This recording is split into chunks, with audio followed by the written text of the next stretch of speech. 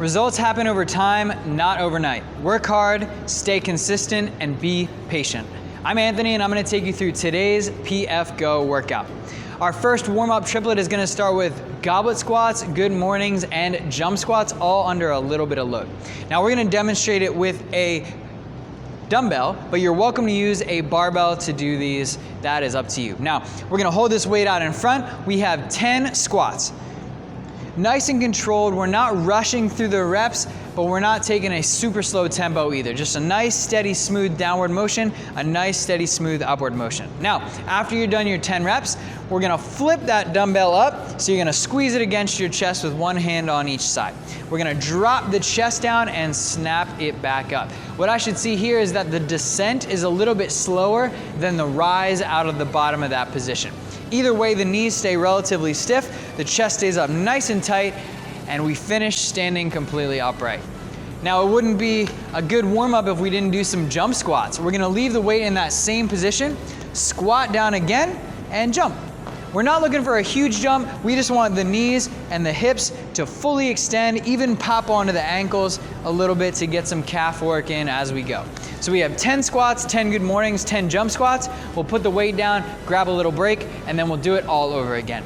Now our second triplet, we're gonna start working on some Olympic lifting moves. If you're using a barbell, we're gonna go 10, 10, and 10. If you're using a dumbbell, you're gonna go 10 in a row on the right, then 10 in a row on the left, then right, left for each exercise. Now we're gonna start out with clean deadlifts. So what a clean deadlift looks like compared to a regular deadlift is the hips drop down nice and low, just like the snatch deadlift we did earlier this week. So we're gonna keep that chest up. You should be able to look straight in front of you. Then rise up. Reset back down. Chest is up nice and tall, and stand. So we're gonna do 10 reps. At the bottom, you should be looking straight out with that torso up nice and tall. After your 10 reps on one side, we're gonna switch hands and do 10 on the other. When we did the snatches, we were working in between the legs, but for the cleans today, we're gonna be working on the outside. Now, when you're done your 10 clean deadlifts, we have 10 hang clean pulls. Face this way, or yeah, there we go. Now we're gonna lower down to the level of the knees. The hips are up a little bit higher, but the angle from shoulder to hip is still the same. So she's gonna explode up and let that weight come up in front of her and lower right back down.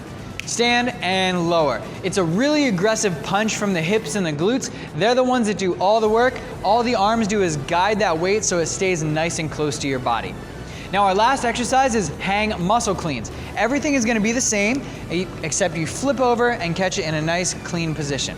I still wanna see that elbow rise up nice and high and then snap it underneath. Up, drop.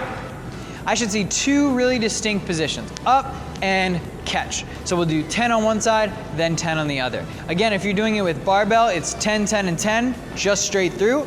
If you're doing it with dumbbells, 10 on the right, 10 on the left deadlifts, 10 clean pulls on the right, clean pulls on the left, hang muscle cleans on the right, hang muscle cleans on the left. So we'll go through that whole cycle 2 times, and then it's time to move on to today's strength portion. This is as much a skill portion as it is a strength portion. We have a 16-minute clock. We're gonna build today to a heavy single or 1 rep max power clean.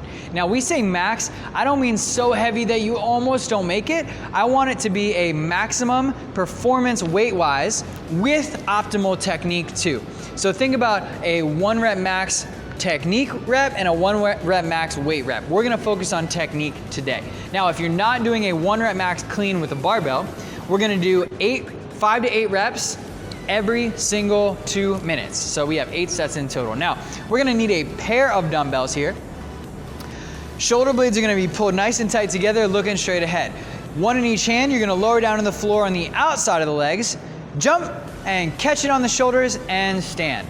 The heavier you go and the more efficient you become in this movement, the less you have to actually jump off the floor and the more you just put all of your power from your legs into the weights. Tap the ground, snap them up onto your shoulders, and stand. 5 to 8 reps. You can increase weight as you go, or you can focus on technique. The choice is yours.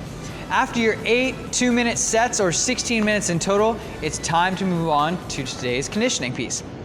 Every minute on the minute for 15 minutes, we're gonna rotate between 3 exercises. So you'll end up doing each exercise 5 times. Now the first exercise we're gonna do is 30 seconds of Valslide Mountain Climbers followed by 30 seconds of rest. We're gonna go down into a plank position. Here it's super, super, super important that your shoulders and hands are stacked on top of each other. If they're behind, your feet are just gonna slide out from underneath of you. So 30 seconds sliding one foot in and alternating.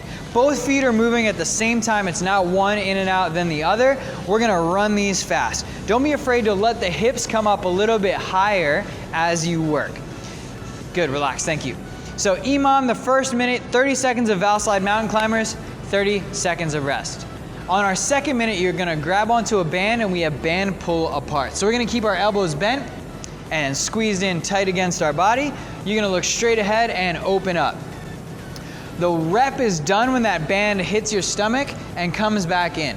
At the very innermost position, this band still has some tension. It's not saggy and droopy. It should be nice and tight.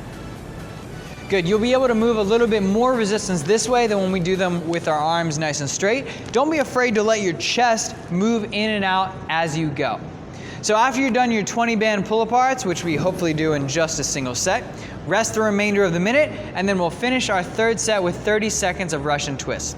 We're gonna have our feet out in front of us with our legs bent. You can use a weight if you have a dumbbell next to you or a kettlebell. We're just gonna rotate one side to the other. Eyes follow the hands. We want you to hold the dumbbell on one side and not on both to make sure those fingers don't get trapped underneath the dumbbell. Just 30 seconds and then rest.